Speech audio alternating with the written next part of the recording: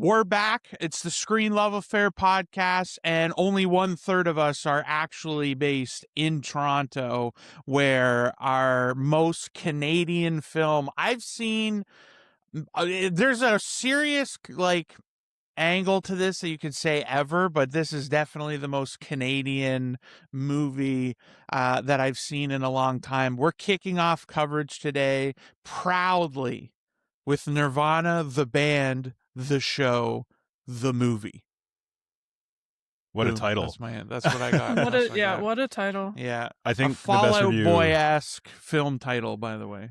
Yeah, the best review I think I've seen for this, because it's funded by Telefilm Canada. So it's like a taxpayer, to fund the arts. So it's like the Canadian taxpayer has never spent better money than helping fund Nirvana the Band, the show, the movie. And I wholeheartedly agree. I got to see this like you guys as the Mystery Monday, but seeing it in Toronto was a different story.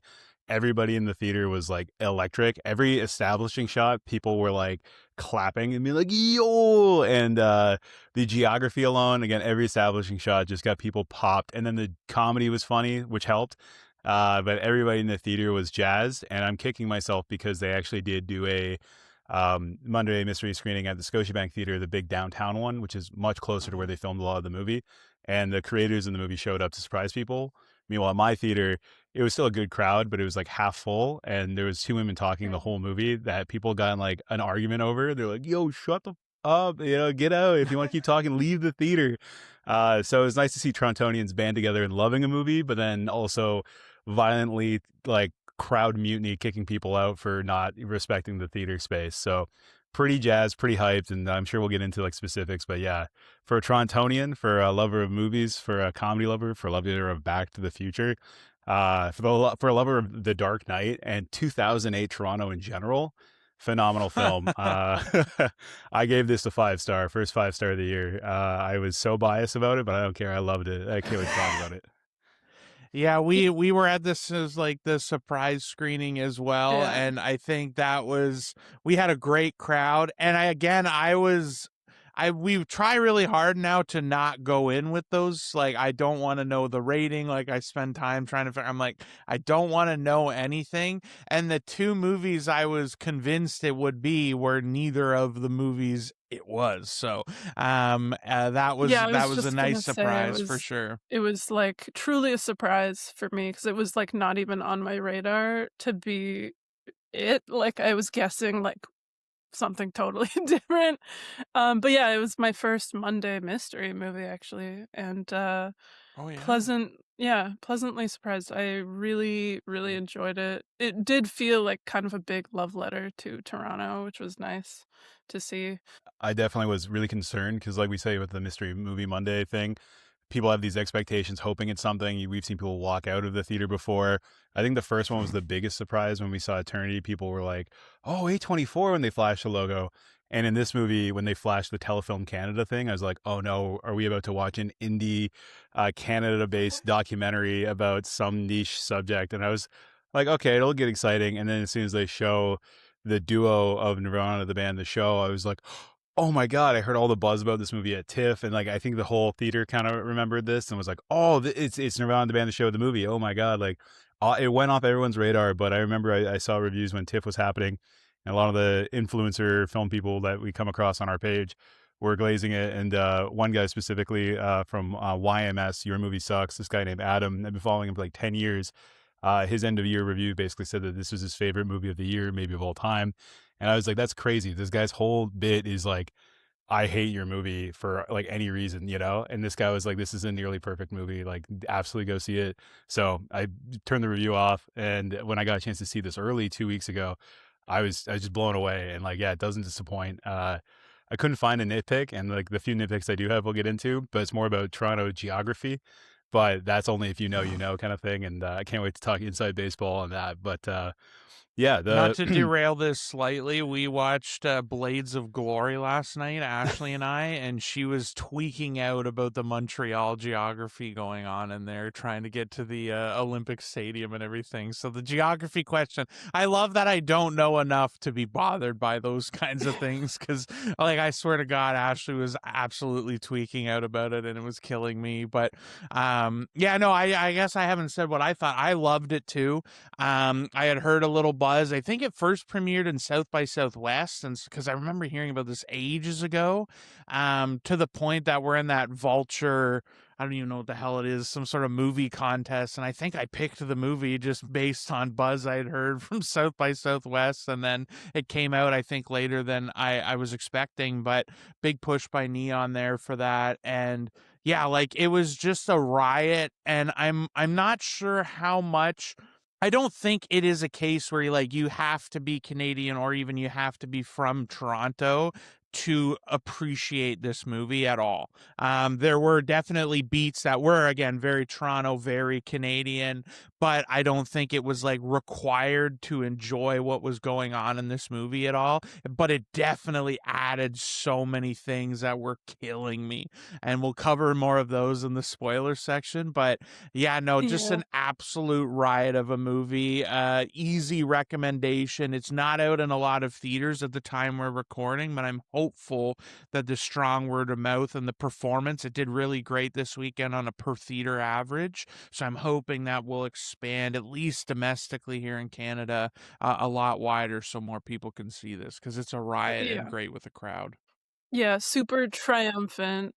I think I yeah, will say my only disappointment was that I really had, wanted to watch the show before seeing the movie, so, Yeah. being surprised with the Monday night surprise before I got around to watching the show was like, "Ah, fuck.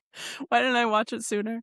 But on yeah, that note, I think you don't even need to have seen the Yeah. show to, really similar to, you don't need to be from Toronto or be Canadian to, enjoy it. I think it's not necessary. It probably there's probably, little bits and jokes and stuff that would land better if you had the context of the show, but it's such an enjoyable ride that you don't need it either.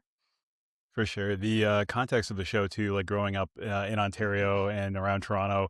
I remember the show was on I think Showcase or something. It was kind of around the same time as Trailer Park Boys, whereas this low budget kind of Canadian running gun gonzo production style, filming two guys kind of doing comedy on the street, very kind of almost like Tim Robinson now kind of, or Nathan Fielder kind of in that vibe of kind of shot comedy. People don't know necessarily that they're in the movie or in the show, and they kept that style going here. And I think it was really important because I remember the show being on when I was in maybe the 8th or 10th grade, again 2008, and seeing it, and just not being for me, being oh, it's stoner comedy. I was a little too young, I didn't care that much.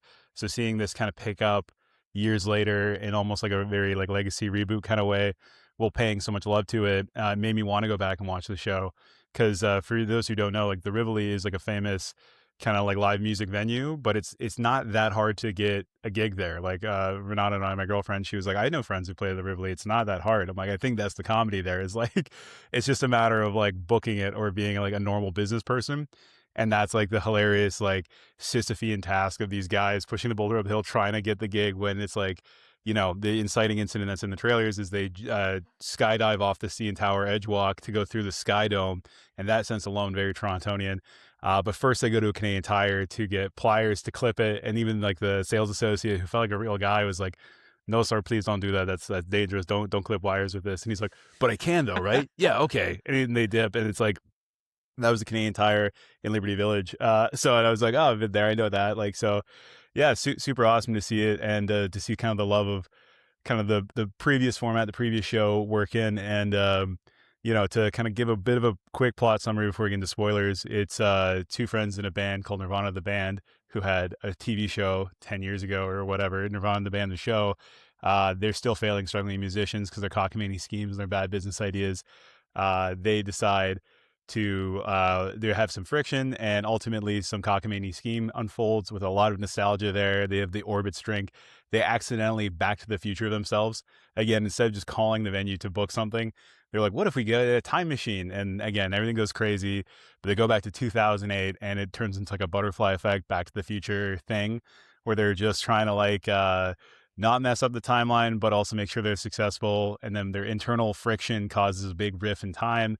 And then the movie goes from there without spoiling more of it. But yeah, absolutely loved it. And the premise is great. If you like Back to the Future, if you like comedy, and if you're a Torontonian in general, just go. Especially, like I said this to everybody I know that has a postal code in the city. It's like, you have to. Even friends that like went to the university here and then moved on, I was like, you got to go to the theater. This is so our era of growing up in the city and around the city. And then now living there, it's just all the landmarks are there. Yeah, it's absolutely great. So, yeah, do you guys want to kind of get into the meat and Well, no, I potatoes was of gonna it? say I didn't even realize like so all the things like you gave away even more than I would have liked to give away because like I didn't know anything about the show. Like again, I had no like I was planning to watch the show before, and then when this it was the Monday surprise, I was like, oh well, I guess that's out the window. And yeah, it does pick you up to give you the sense of like kind of the beat of the show. So I think like, yeah, you don't need that at all as a required viewing. Although I will say, make sure you show up on time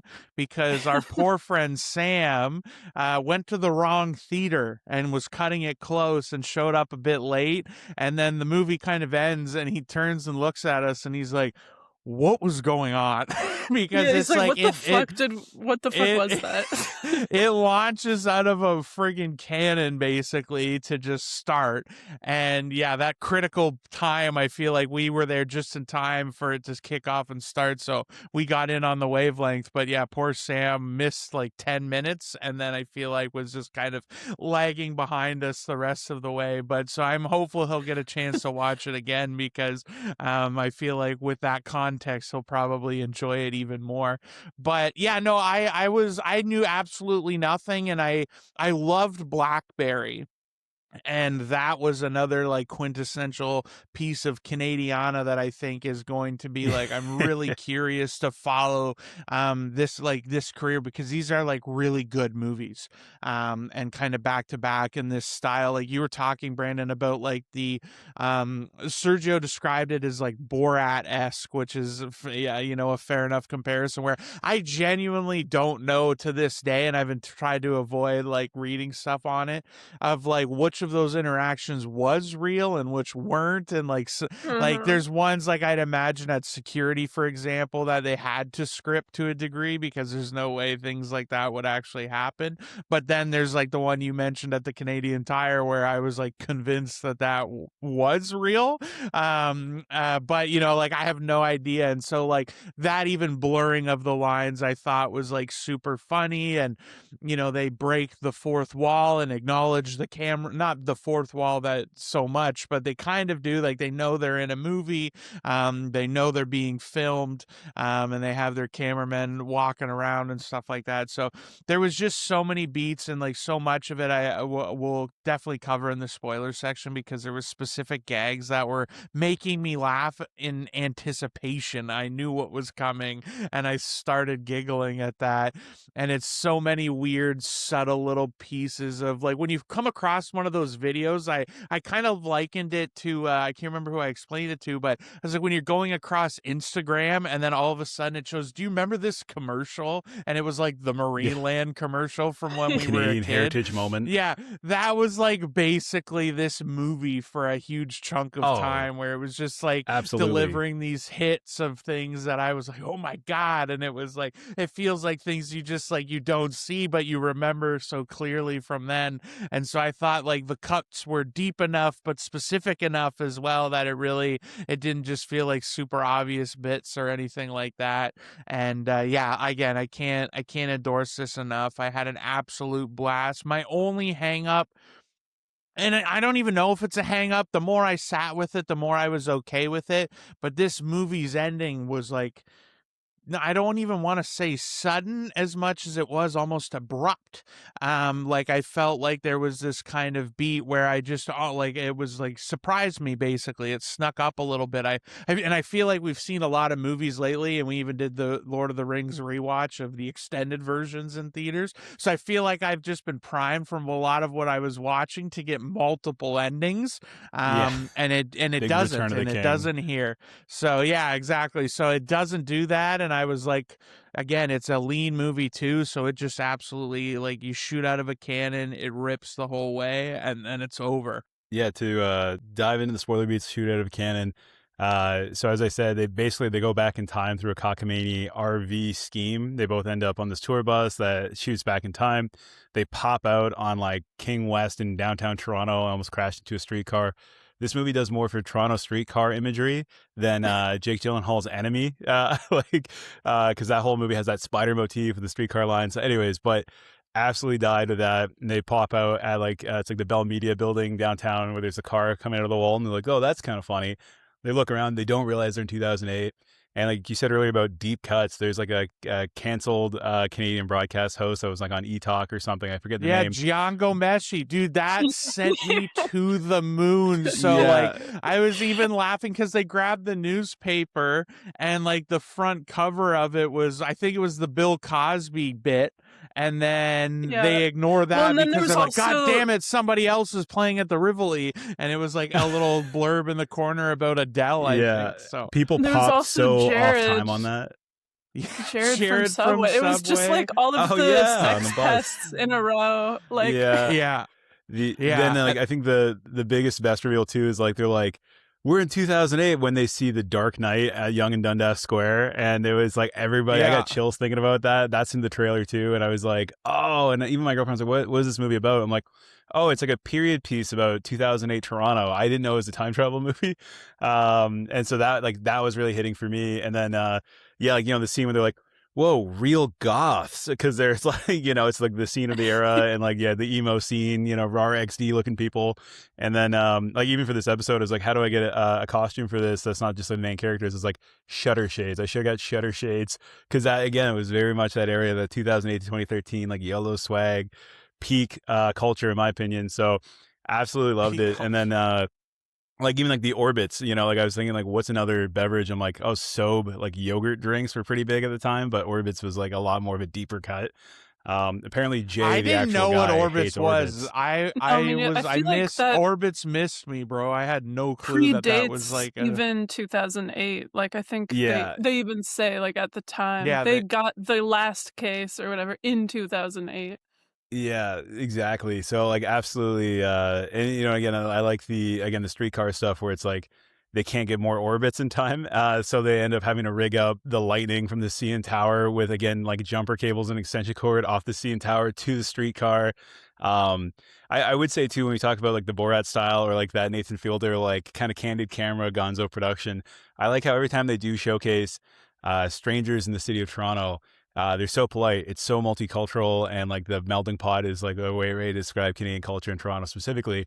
But yeah, everybody from the Canadian Tire guy to the guy he asked to hold the cable to keep plugged into the streetcar to like the random girl from like, was it like Norway or France who's like, oh yeah, I'm just visiting the city. And it's like, I feel like that was real too, where he's just like, right on and saying in character. Toronto.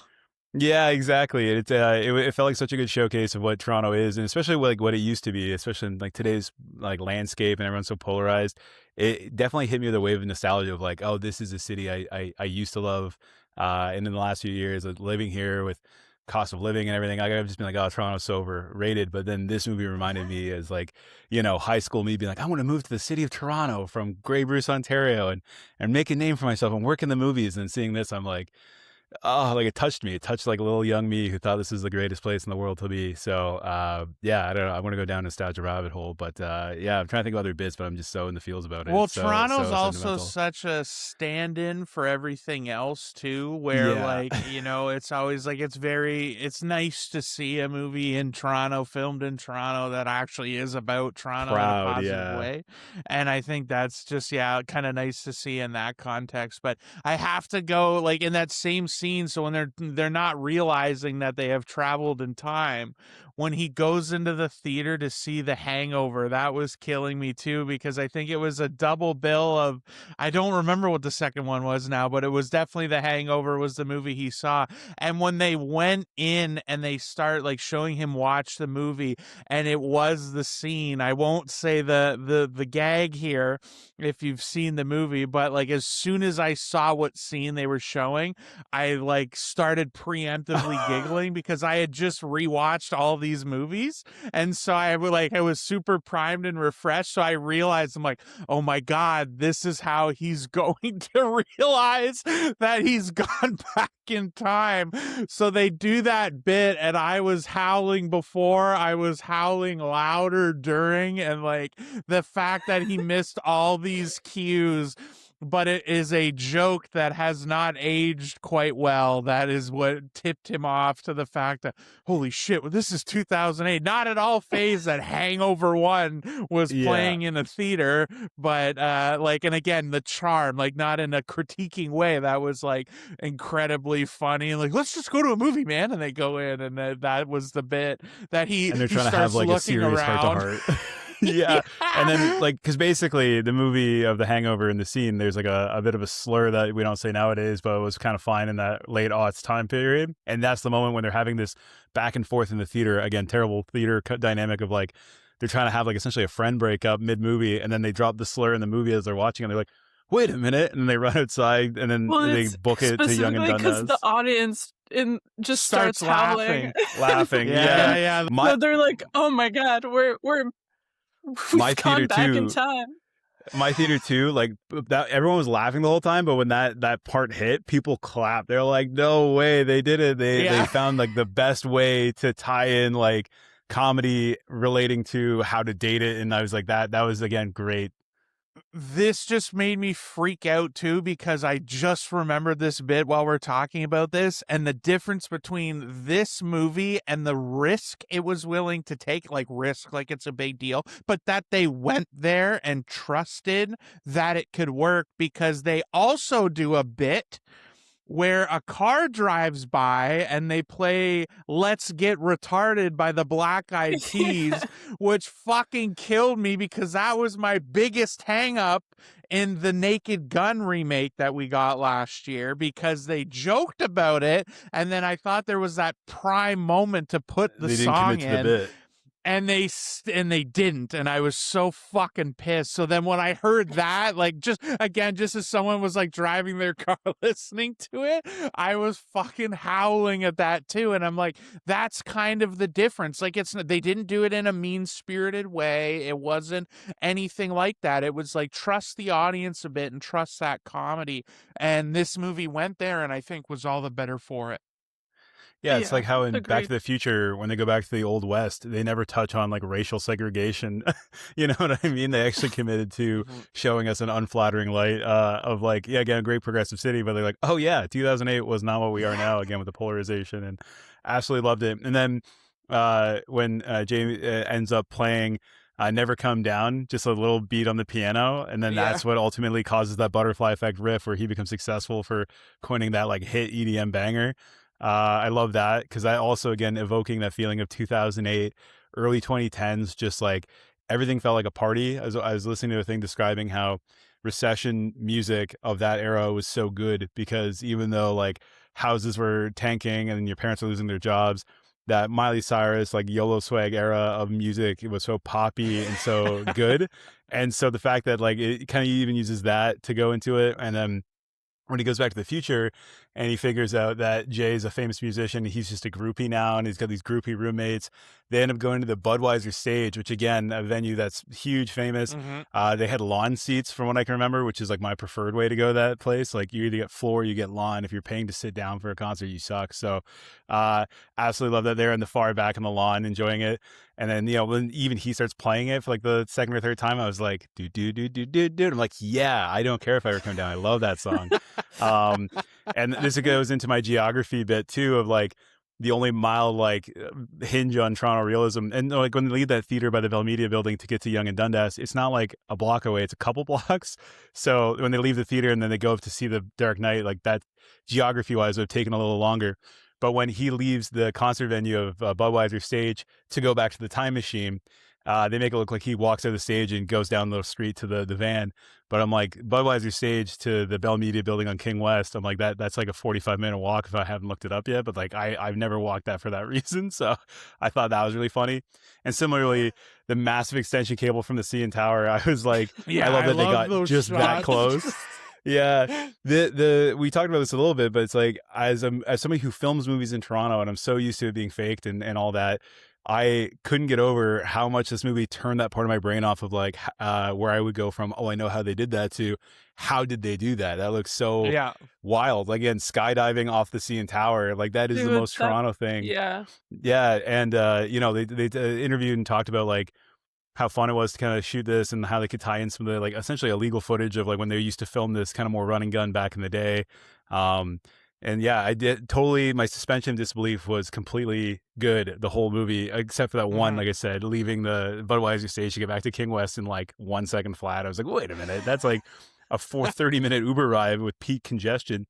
But yeah, absolutely loved it. And God, I'm just trying to even remember the whole thing. It feels like a fever dream, much like the original show. It feels like something I scrolled past on cable and was like, oh, that's funny, and just kept going. But with this, the staying power of like the nostalgia beats were not just member berries. They, like you said, they were so tied in to like pivotal moments for the characters. And I felt like this is the most made with love movie I've seen in the longest time. You know, like when we talked about Primate weeks ago, this is like so core and made by people that really like wanted to evoke this Toronto pride, this like great sense of Canadian comedy that like universally I think does really well. Yeah, I was gonna say too, like the nostalgia hits and even like those old bits, like they weren't necessarily all these like obvious low hanging fruit things either. Like again, because like they're not overplayed. Like to do a Cosby reference specifically, like I thought was interesting, and then the Django Meshi bit, like again, that's very much more like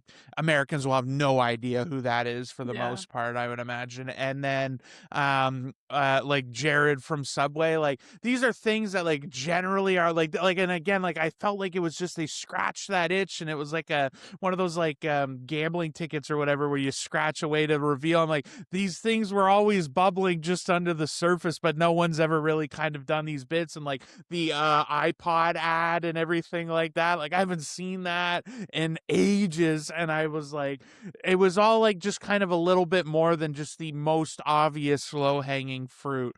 And I think like, but still mixing in things like The Dark Knight, which were obviously like huge cultural phenomenons at the time even, and we're like a huge deal that way too. So yeah, I think it's interesting because like the cultural specificity of like the 2000s, it feels like less distinct, I guess, than previous eras where it's like, oh yeah, the 80s looks a certain way on film, the 90s kind of has its own look, the 70s, whatever.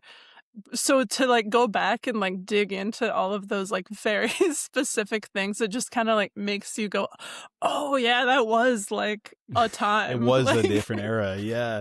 I liked how there's even that beat visually when they realize they're in 2008 and they're looking at camera crew, and we talk about like the monoculture divide where people used to watch the same TV shows and now it's all more like YouTube and special interests is what everyone's into their own bubble. But like, exponential technology growth, when like they're shooting this 2026 movie basically, and then they're back in time, they hint like, hey, camera crew, you can't be walking around with your modern production gear. So visually as well, they're like, oh yeah, and they just grab an old camcorder out of the bus, and then visually the aspect ratio changes, it looks more like retro. And I thought like that was such a well thought out stylistic beat, and like they didn't have to do that. They could just be like, well, keep a low profile. Like, who's going to notice the difference between like your $8,000 cinema camera now versus like what $40,000 cinema camera used to be, And I just, they just went lo-fi with it for the right reason. I thought that was solid. Like a dumber movie wouldn't even acknowledge that, Yeah. But I feel like they're so smart in like every little detail of the movie, and the self-awareness, it was like just the right level. It was really great. And there wasn't a ton of like winking at the camera when there totally could have been, and when they did, it felt so earned because of those beats. Well, that was one of them, right? Because they're like, we can't run around with this high-tech camera and film in the streets, because they were trying to make it look like old footage. So they were like, how do we? So like, and I felt like that was like we can't afford that or whatever. It was like these little beats that I thought were really kind of, well earned and not overdone for sure. Speaking of like clever beats, before we kind of wrap out of this too, like they talked about like the production and like how they shot some of the movie. I want to bring up the Schrodinger's Nerf gun of the movie. They have the Nerf gun toy, and then later in the future, he mistakes it for the real gun, and he shoots the guy in the mansion because he thinks it's the Nerf gun.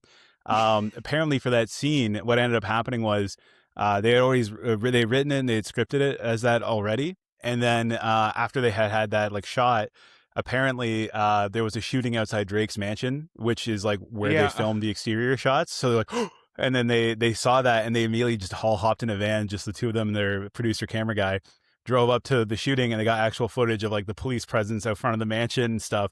And they just filmed them running back and forth doing their gag. And apparently, when they had showed up, they're like, "Hey guys, what are you doing here? You can't be here." They're like, "Oh, we're with the press." And they pointed at the camera guy. They're like, "Oh, okay, yeah, that's fine." And nobody said anything. They just kept filming them like acting out like as if Jay just shot the guy and he's walking away from the mansion. So they got coverage additional to sell that from a real life shooting outside Drake's house. And again, like if you know Toronto, you know all that, like that is so peak. Like again, the Gonzo style of this is just like run and gun, shoot what you can. So strong. And the fact that they were able to commit to like, hey, scrap the rest of the day. We got to go to this shooting in real life. And even the news footage of that shooting was the real news footage of what actually happened that day. So it's like phenomenal use of like real life. And again, there's so much cleverness to this movie that is, if you don't know, you'll never notice it. But if you do know it and you watch the behind the scenes or you hear them talk about it, it's amazing. I've consumed so much content of Jay McCarroll and Matt just talking about like shooting the thing, and I was like, that it's unbelievable. And like in some of those interviews, they're talking about like the love they have for that time period, comparing like watching the Much Music end of the year awards versus like Spotify Wrapped, and it's like everyone wants the nostalgia, and then they're like, God bless Rob Ford, like nothing was better than we had the crack mayor, and it's like that's the most Torontonian take. He was a great mayor and just so scandalous, like that was the best. Screw Doug Ford, everyone wants Rob Ford back. It's like R.I.P. Bring Robbie back. It was the terrible trade deal for Canada and Toronto specifically on that one, unfortunately. But I will say too, the bit that I did see in the behind the scenes thing was the Django Meshi billboard. They're like, yeah, we got a lot of trouble for that one because they had to put that thing up and then try and shoot it like as fast as they can. He said, yeah, that was about 7 minutes where they had that thing up before they were like, all right, let's pull this down. Like, let's get this thing out of here. So yeah, there's especially so many beats we didn't even talk about, but that like, again, I don't want, like, I really hope if you have listened this far, it's because you've seen the movie. Definitely go see this movie, experience it. Don't watch a trailer. Don't waste your time with any of that. Like, just go see it. I would be guarantee that you'll have a fun time with this. It's almost impossible not to. And there's, again, zero major faults to this movie. Like, it's lean. It's so funny and like everything. And it's just like in the same sense, like it felt just like a mile a minute, like joke, gag, like something happening. And then even when it's not exactly always funny, it's so clever and inventive, like we talked about.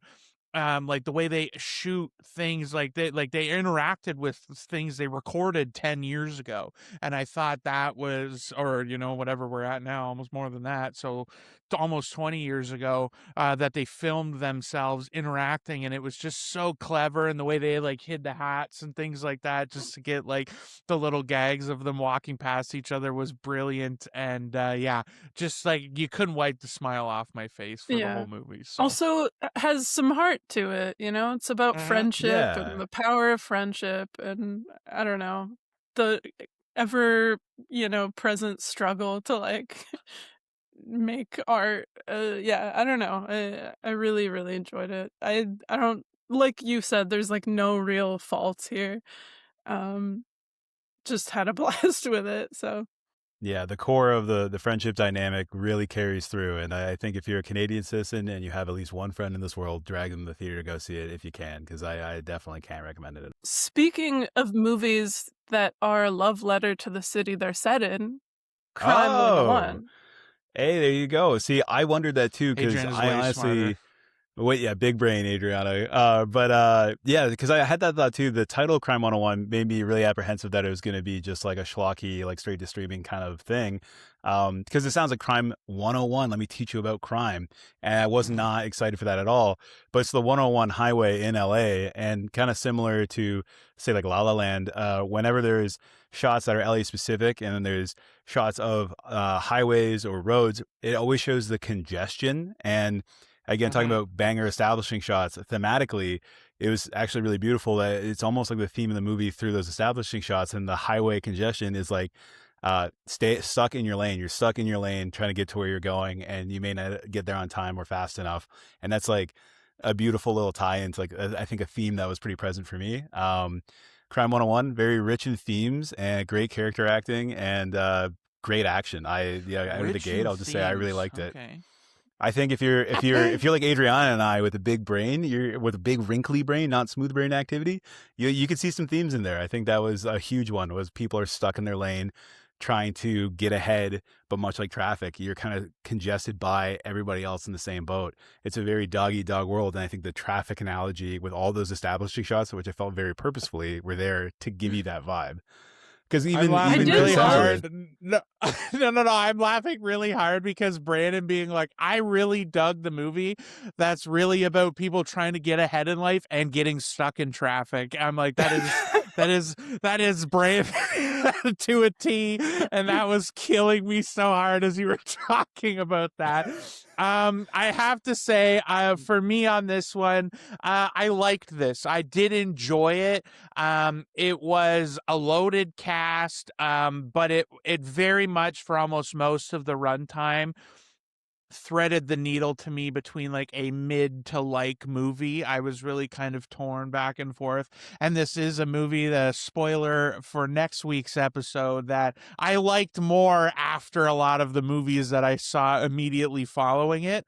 But I will say that the lead cast here really makes a difference. Like everyone, like some of them are bit players. Almost everyone is unbelievably surface, one-dimensional, and has something, but they are carried by great actors, which make this way more palatable. It's not a problem. Like, it really didn't impact my enjoyment.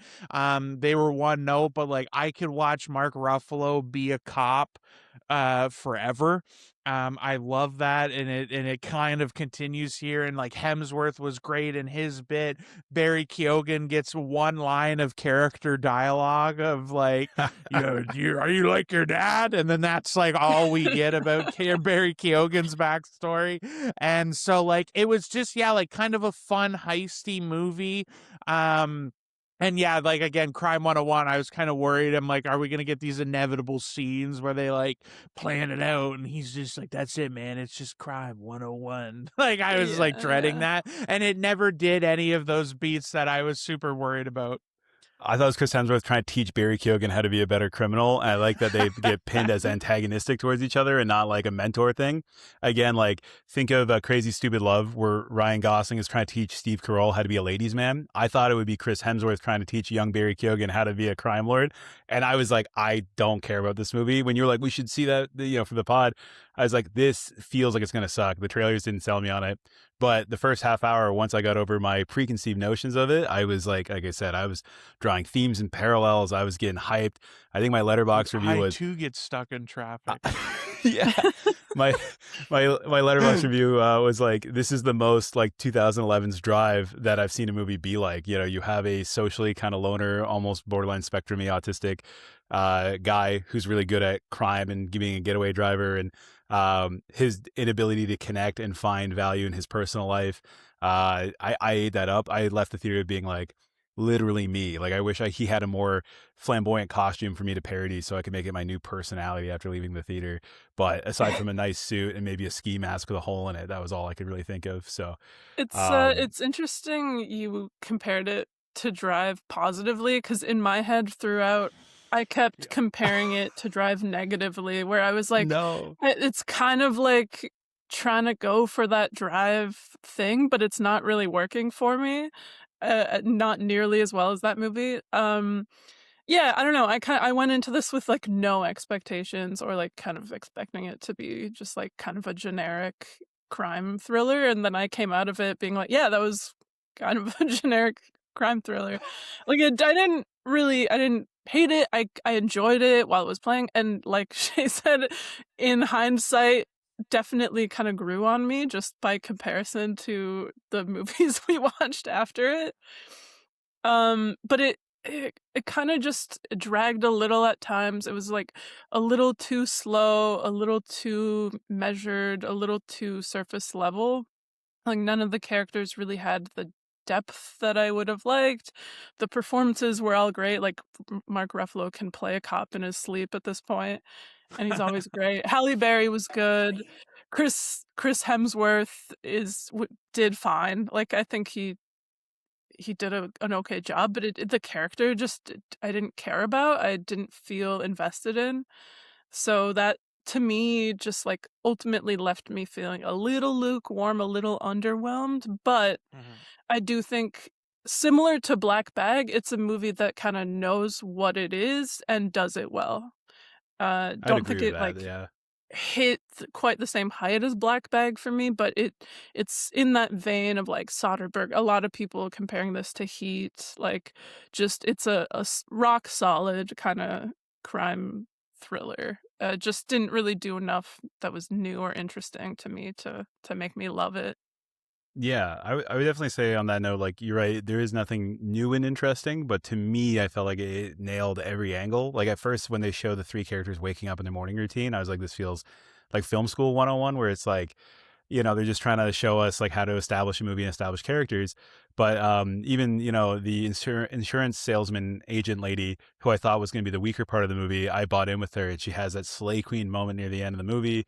And we've seen a lot of movies lately where every time there's a Slay Queen moment, and I say that not because I feel that, but because someone in the audience goes, and they snap in the theater like, yes, that happened here. But yeah, great screening, great crowd. And yeah, the one Slay Queen moment did click, and it worked for me. We'll get into the spoiler half of it, but like, as far as like, you talked about bit players, like, if this was Drive, the Bryan Cranston to Ryan Gosling was Nick Nolte to Chris Hemsworth, and him just being like, "You don't forget who you are, kid. I know you." And like, I every time he spoke and had like lines, I felt his screen presence, almost kind of like a Ron Perlman like cameo, where you hear the voice and the gravitas and like the elder Hollywood vibe that gave off. Same thing with Mark Ruffalo. I think the first 30 minutes, I was like, I can't not see Mark Ruffalo. I thought of like Mark Ruffalo and what was it, like Zodiac or something. I was like, okay, this is generic. But the fact that his whole plot line is he's Captain Ahab and Chris Hemsworth is his Moby Dick. And that conviction, I was so bought in. And the fact that like the whole bureau is like, be a team player, just convict somebody else. Like, we have this in the bag. And he's like, my marriage is failing. Again, divorced dad energy, failing marriage, old shitty car. But the one thing he's got, boxes for Brandon. oh, as he's dude, I going have through. goosebumps. Yeah, it's like, the one thing he has going is his integrity. And at the end, like, he kind of essentially compromises his integrity because again, the through line of being stuck in your lane, he decides to bend the rules finally to get something out of this and to do the right thing, because he was so black and white by the numbers that even the department was like, dude, you need to be a greasier cop.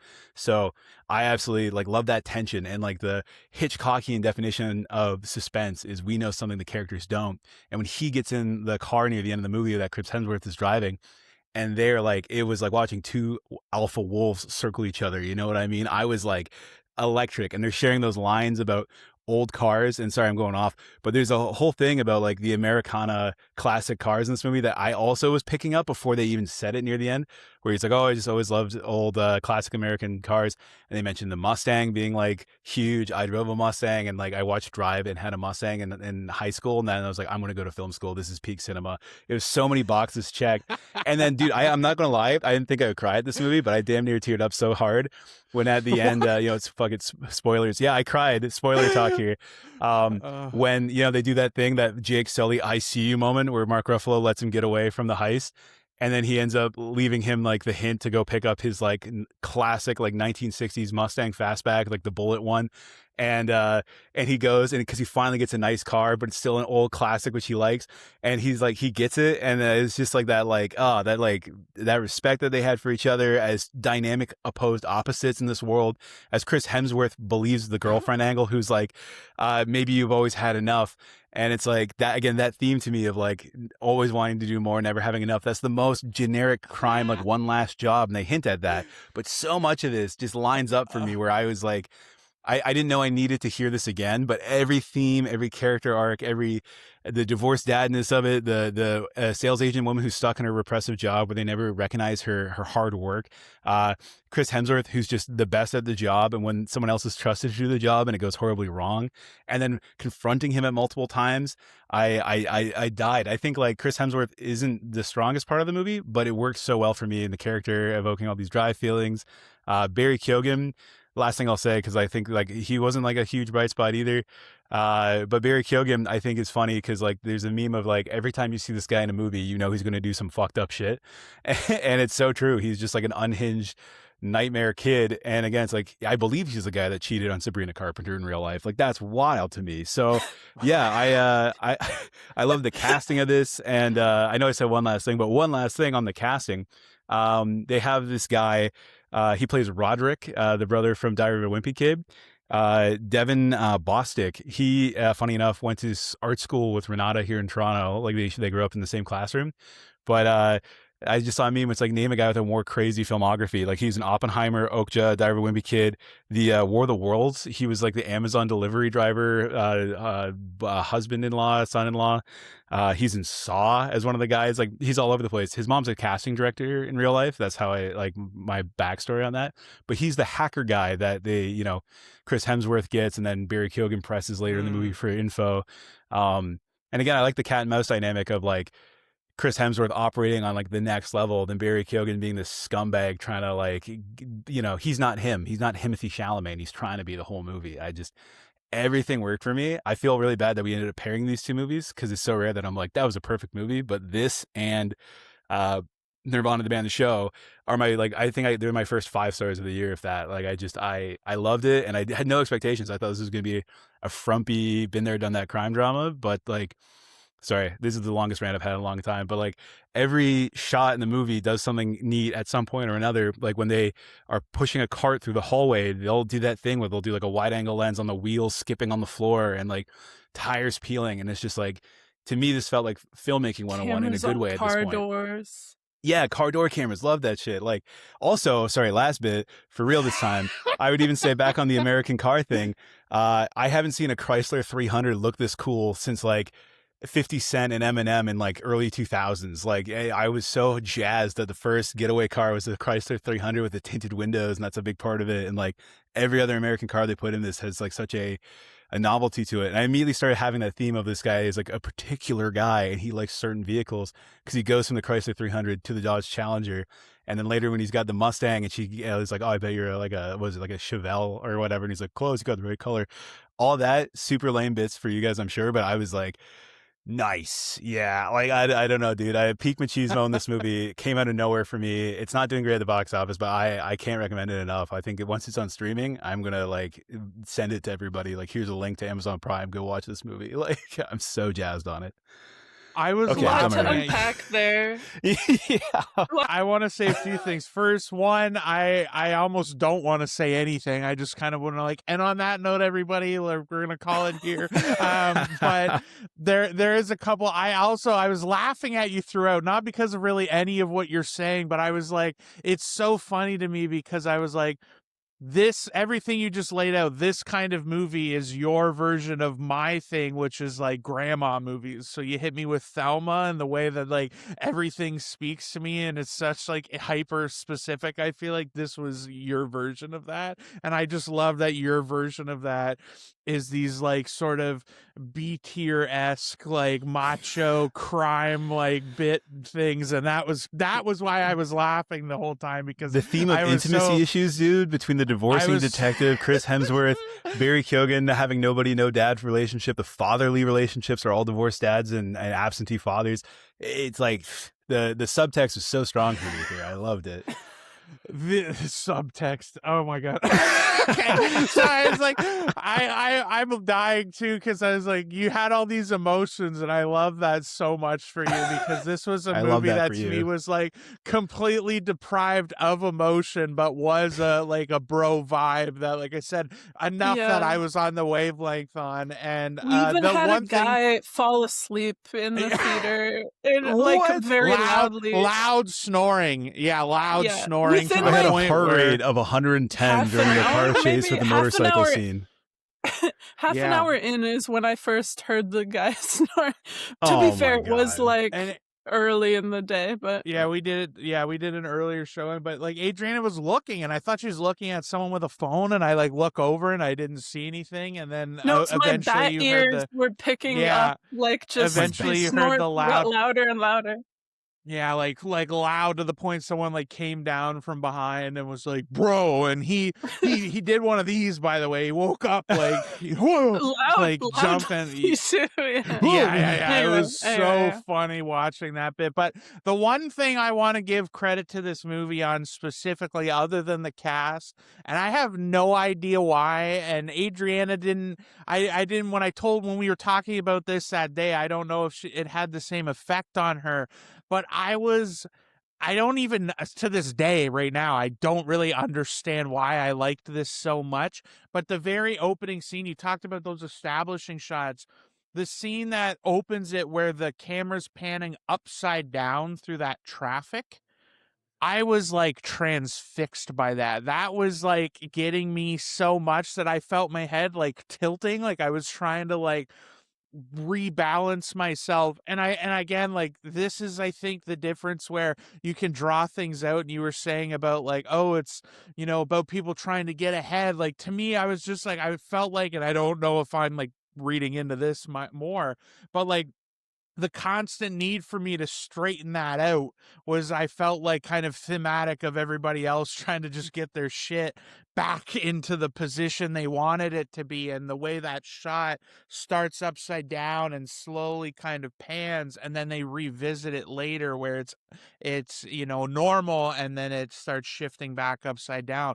Like those things, those two shots in particular, again with the skyline and then the traffic, were like Yeah. unbelievable, and I thought The were really, really good, and were drawing so many feelings out of me just with the shot. So I know you're correct, because to touch on that one more time, that second time when they introduce that shot and it does like the parallel access shift and it flips like the drone shot of the highway. The start of that shot is when Chris Hemsworth is near his lowest, where he realizes the stakes are too high and things have gone sideways. Again, another traffic metaphor for maybe my non-driving friends here. When you see him on the highway driving his Challenger, which is not being in a car chase or going really fast for the first time in a long time in the movie, he's in the far right lane, the slow moving traffic. He is driving slow. He is no longer in this high speed, fast lane of life. He's in the slow lane because he's now kind of stuck and stunted. And I don't know if this was intentional, but I read into it way further than that, even, where I was like, oh, this is the second act low where he's screwed. And yeah, of course, you show him driving the speed limit in the slow lane as it goes up to reveal all the traffic he's running into now. And again, I'm like, I think as a 500 IQ, not smooth brain viewer, I was like, this is peak cinema. This is how you tell the story with just visuals and metaphors. And I just like, again, so I'm glad you clocked it and you could at least say like, oh, the traffic thing was a motif. Cause yeah, that scene, you got it to like where I was at. And then I took it to another schizophrenic level of like, he's in the slow lane, dude. It's cause it's the second act low. Like I totally want to say I agree. And there's another layer to that if you're a big traffic fan like me. So anyways, sorry to cut you off. I just had to get that in No, there. no. Yeah, just to like on the camera work, I do think that was one of the stronger parts of the movie. And like those shots specifically didn't like affect me as viscerally as you say, but I did like think they were really cool. And I thought it was like very sleekly shot, and even all the car door shot, like I know that's kind of like a visual trope now, but it was like not too flashy, but the camera work and visuals and stuff were noticeable enough to make an impact, I thought. And then I didn't realize until after that the director of this movie, his name is Bart Layton. He directed one of my like all-time favorite documentaries, and I like it's called The Imposter. You guys, like everyone who's listening, go watch this movie, but do not read anything about it. Like, take my word for this. You go into this documentary blind. It is fantastic. And this guy is like known for these like experimental, like formally experimental movies. I think his previous feature before this, which is like his first sort of big studio movie, I guess, was again, it was sort of like a mix of like fiction documentary and just kind of like is a little bit inventive and experimental. So that's kind of why it surprised me to find that out, because this felt very like just straightforward and generic, despite some like flashiness and moments of maybe like transcending that a little. It just like, I don't know, kind of underwhelmed. Like it just towed that line. I think it was good. I didn't really have any major complaints, but kind of wish it had just done a bit more.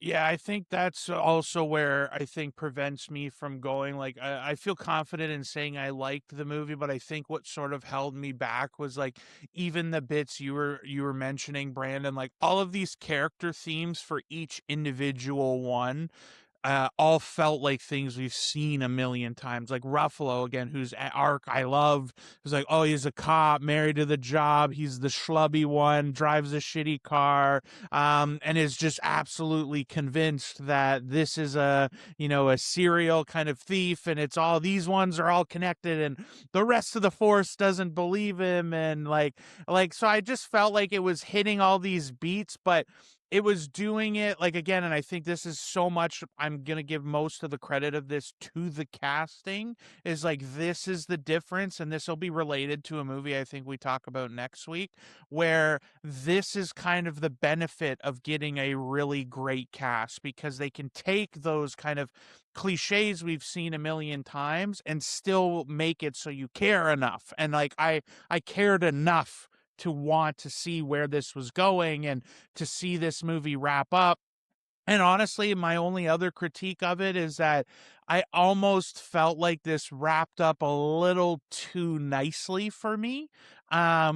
Like literally, like we again, like talking about the theme of multiple endings. Like it's such a weird bit in the last month. I've seen so many movies that have, and then this person goes and does this, and then this person goes and does this, and for just it to kind of work out for everybody in that way, I was kind of a little like, wow, like, but it didn't, like I said, it wasn't like some crazy detraction, because again, I cared enough about each one of these characters that I was like, oh, like I was glad it worked out for them. But in this kind of movie, it was just like, a little bit of like chiseled edge could have been nice for somebody, but it's like, nah, it all worked out. And, like I was like, yeah, a little too much of a perfect bow on the end. Even for me. Ruffalo getting the car was a bit like, okay, like, all right. Dude, I'm I like, will he agree. let you go, dude. but- He's got enough good benefits from this. You don't have to give him your car. But like again, it was just but apparently the emotional high point of the film for Brandon. So who am I for to me. say it was the wrong? Oh call my to god, make? dude! So like back to the ending in the car bit too. It's like the scene when they're in the car and they're playing coy, and again Hitchcockian suspense I was feeling of like only we know what this means. When he's like talking about Steve McQueen movies and he references the one about like the thief, and Chris Hemsworth's like, no, never heard of it, but when he says like, oh, like in Bullet, and Drive was like every like undeveloped film bro like myself.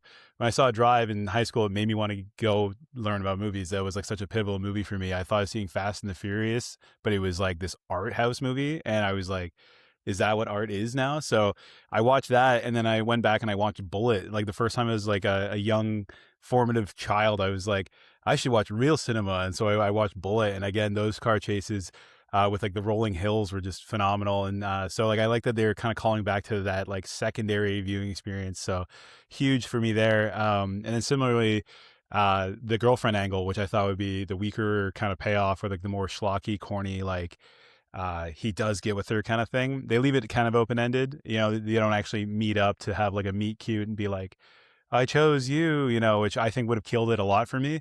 But when she opens up the one family photo he's clearly kept close to him for years as proof of like he's ready and he does care, I thought was like good enough without being corny. Like, and I'm sure it was pretty corny. But as a another like peek behind the curtain of me, like growing up, like I had again around all this time too. Like I had a house fire and I lost like a lot of my worldly possessions. Like I had like an Xbox and a camcorder left to my name. And I remember at one point in college, I had this argument with my dad about how like our family has nothing from being a kid. Like I have no nostalgia. I have nothing to hold on to. That's why my physical media collection is none. Cause I'm like, I used to have a lot, like, you know, so formatively speaking, why I think I'm so personally connected to this, is my dad and I had this argument and he pulled out, like a week later, it was like a Happy Meal toy Sully from Monsters Inc.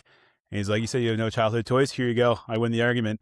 I was like, well, that's not the point. But like, I felt so gaslit by that. And then so when he gives her like probably his only worldly photo or possession, it felt like a similar beat to be like, I do have like, there's always something that survives like a life where you leave everything behind and you're constantly on the move and things are unstable. And all again, the character arc of him being like, coming from kind of like nothing and like hell or high water, he's not going to stay nothing. Like when they talk about the homeless people, I think there was a lot more like classism theming there. Again, very either on the nose and paper thin at times, I would admit, like, again, be like, look at that homeless guy. A lot of homeless around here is like, yeah, fuck him. And it's like, I've had many moments of that where it's like, I could have been that guy too, but I decided to work 80 hours a week. So for me, my big like personal dump at the end of the episode here is like, yeah, I absolutely couldn't stop relating to all the Americana cars, to the chase scene, to the divorced dad, to the growing up with nothing element, to the, again, stuck in your lane traffic, rat race vibe. To me, all the, like the three endings, like the Return of the King, you know, here's one happy ending, here's another, to me felt like it is what I wanted out of the characters after witnessing all of it. Like, I would agree with you if they went back and they showed like the Armenian diamond dealer getting a happy ending too. I would be like, okay, relax. You know what I mean? Like, he got his but insurance for me, payout in the end. Exactly. Yeah. Cause what do we, yeah, again, also house fire. Oh, my dad and I He were, my dad was, passed, my dad was battling the the insurance lie company for detector, years. right? Yeah, exactly. We were battling the insurance company for years because it takes like 5 years to get a $500,000 payout for your child at home. So even that for me was speaking to like, I too hate insurance companies, like, you know, so I just, yeah, for me, this felt tailor made. And originally, like I said, I thought this was going to be like, like a montage of like, hey, Barry Keoghan, this is how you want to be a real badass, a level 100 mafia boss here. Let me show you how to do this. And I was going to like vomit. And then in the end, it was like, oh, this is a contemporary movie about the rat race, about people not having enough, trying to stay ahead, and like socioeconomic divide and themes of intimacy not being what you want out of people, having a hard time connecting. Like I definitely read between the lines so hard with my microscope. But I think like that's the importance of a movie. Like it can really affect somebody. You know, feel free to cut out my tragic backstory. I don't need that lore out there. But anyways, I totally, it's totally staying liked in. it. This is part of the Yeah. screen love affair experience. This The is charm. what people tune in It's for. the heart of the episode. Oh, And it gives, like I kind of guessed even going in, I was like, I assumed this would be a movie that would vibe with you, and I was hoping it would vibe with me. And the fact that it has vibed with you even so much more, I think is phenomenal. And like, again, this is a movie that I would say, like, personally, like for me, it'd be like, yeah, it's like a popcorn movie. You can put it on, you can enjoy it and hold your attention and watch it. And if you're Brandon, it can also almost make you cry and be a near 5-star perfect experience. And that, I think, ladies and gentlemen, is the beauty of cinema. And on that note, speaking of crime and how to get away with it in our Crime 101 review, I would say if you're going to a movie theater, don't try and steal Uber Eats deliveries. I don't know who is out there ordering a large popcorn and Diet Coke to their house from the theater. I love that, don't get me wrong, but I would never DoorDash, Uber Eats, skip the dishes, that stuff. But at my theater going in, I had to wait like 10 minutes for concessions with nobody there. It was like a ghost town. Cineplex is struggling and concessions are keeping them alive, I guess.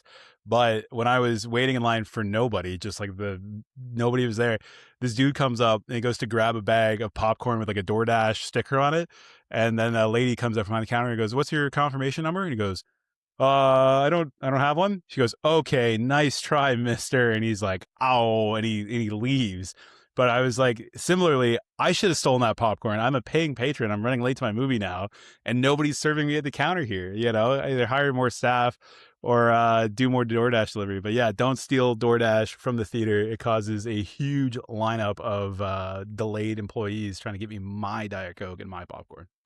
Well, and also to extend this closer just a little bit more, I do find it like that is the kind of elitism that would have caused Chris Hemsworth to try and rob whoever ordered a large popcorn and a large Diet Coke to their house. Guys, come on, this isn't the pandemic. You can make your own and get it easily now.